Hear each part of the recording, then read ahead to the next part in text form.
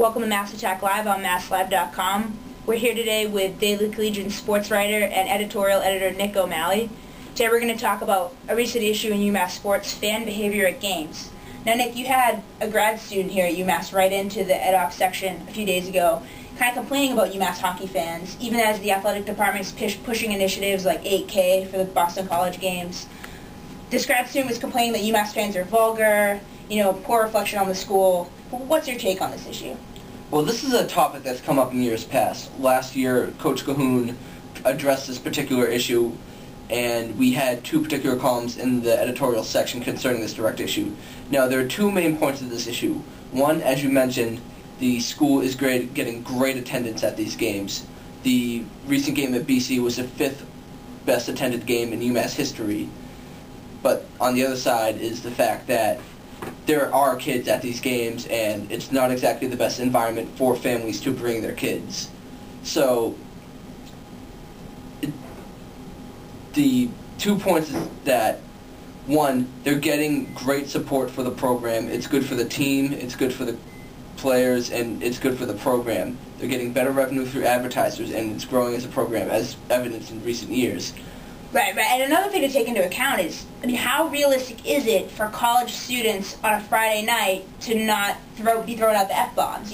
Should we pretend that the F word isn't a colloquialism that's said every day, both on campus and in life? It's sort of inevitable at these games, is it not? Well, it is a college environment, and at almost all college sporting events, you're going to hear vulgar language. It's almost an inevitable thing. Now, I'm not saying that what the UMass athletic program is doing is bad. It's actually a good thing. They should be denouncing what the students are doing. But to say they should make attempts to eradicate it immediately is really impractical. But it's a great PR move by UMass Athletics to say, we know this is going on, you shouldn't be doing it, but we're not going to destroy the fun atmosphere that the students are having and really sort of hamstring the program by making that sort of choice. Furthermore, the hockey team is in a situation, I think, where it's become the primary popular sport on campus.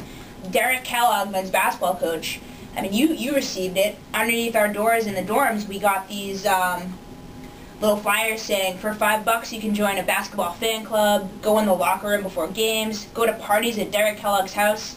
Now, I'm talking about this at the dining hall with my friends, and I'm thinking, or some of my friends are saying, this guy's desperate. He's desperate to get fans in the seats. So the hockey team is in a situation where they're getting thousands of fans. Is this an issue of merely the product on the court or on the ice, or is this the atmosphere as well? The second thing you mentioned, the atmosphere.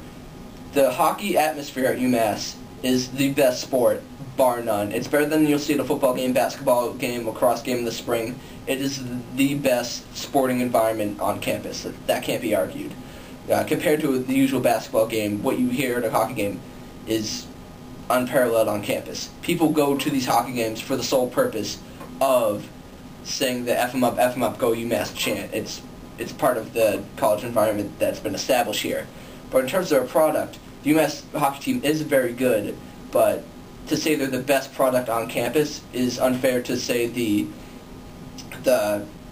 first team I ever covered on campus, the field hockey team and the lacrosse team, both teams which have made the NCAA tournament in years past, particularly the lacrosse team last year, and before this particular the field hockey team, which made it 2 years in a row.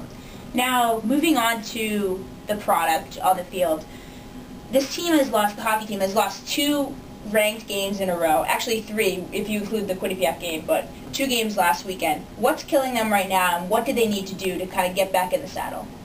Well, you say they lost the games against tough opponents. That's one of the real big factors here.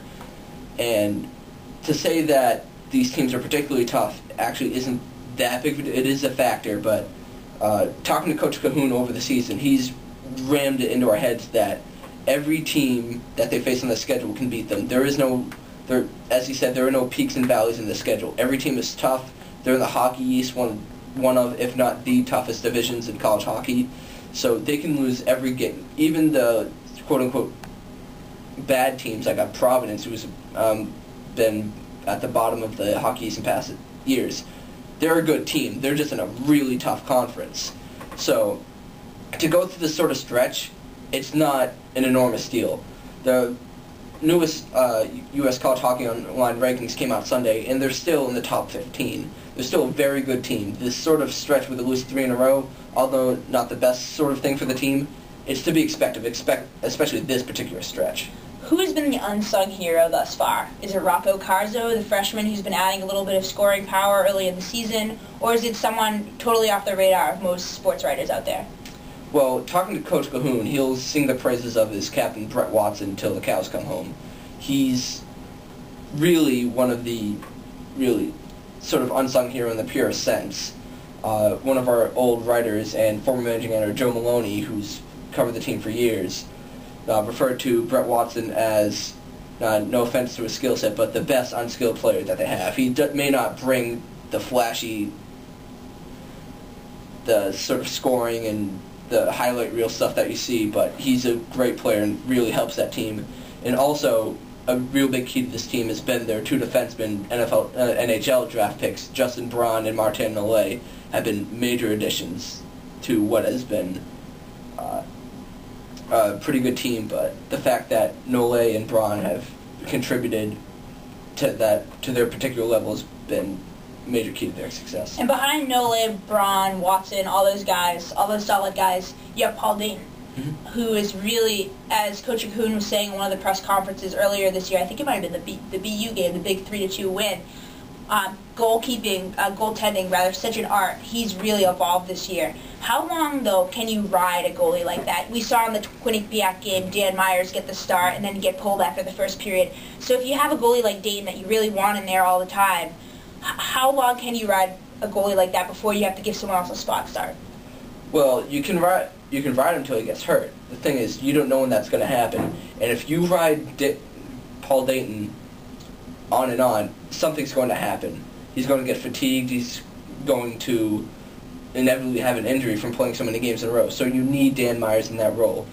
Because he gave up those 3 goals in the Quinnipiac game, it doesn't look the best on paper, but it is the best team decision to get Dan Meyers in that game and have that second option, because although the Quinnipiac game may not show it, Dan Meyers is a very good goalie. Yes, we've seen Dan Meyers have streaks. At the beginning of last year particularly, I believe the Collegian put him on the cover of the sports magazine last year because he was just having this awesome stretch. So when he does get those starts, he can perform. It's mostly been an aberration, particularly with the way he started off the season. The 3-game suspension for an off-the-field incident really didn't help things, and sort of just kind of stumbling into the season the way he did.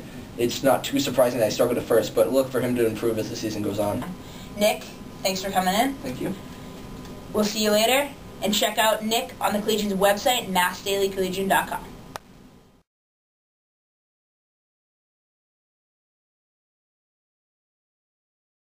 You can check out Nick O'Malley's work in the Daily Collegian Sports section at massdailycollegian.com, or if you're still a dinosaur like me, you'll read it at the dining hall in this here old antique.